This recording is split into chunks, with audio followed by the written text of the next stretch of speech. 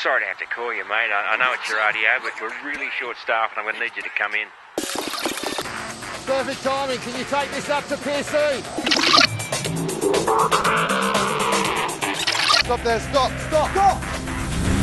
Stop! Brian, what are you doing?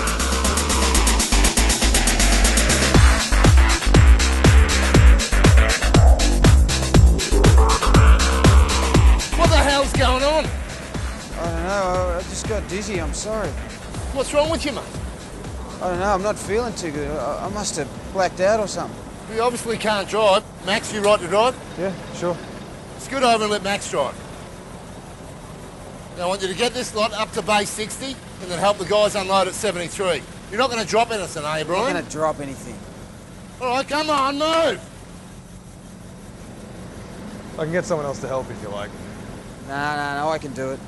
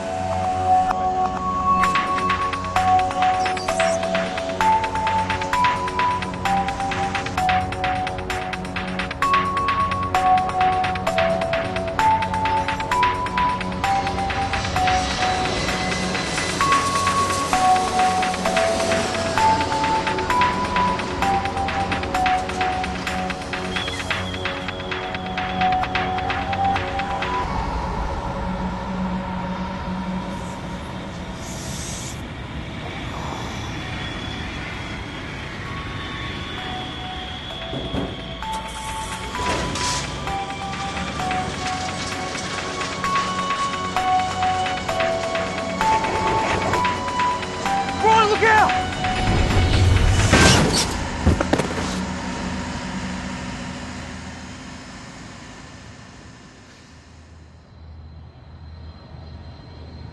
Call an ambulance!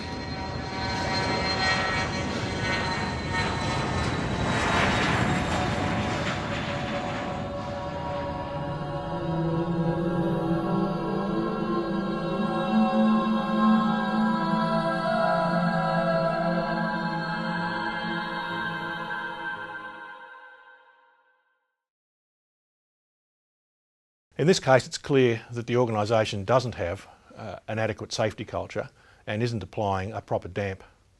The supervisor has as much, if not more, responsibility than Brian does in this case, in the resulting accident. If you see one of your workmates potentially under the influence of drugs or alcohol, you have a responsibility to make sure that that person doesn't continue working in safety-related activities.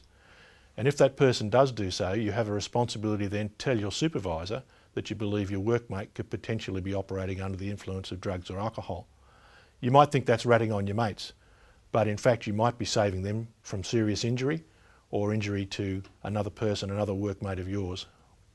In this particular case, nobody seemed to understand the possible consequences to safety on the part of Brian himself, to the company, possible damage to equipment, loss of revenue, and Brian was kept on doing a safety critical job, although it was clear that he was in no position to do so. He was not capable of doing that. The other thing to remember is that drugs often have a cumulative effect in the system and take some time to work their way out. In this case, Brian would have had a number of painkillers and the cumulative effect could have resulted in disaster.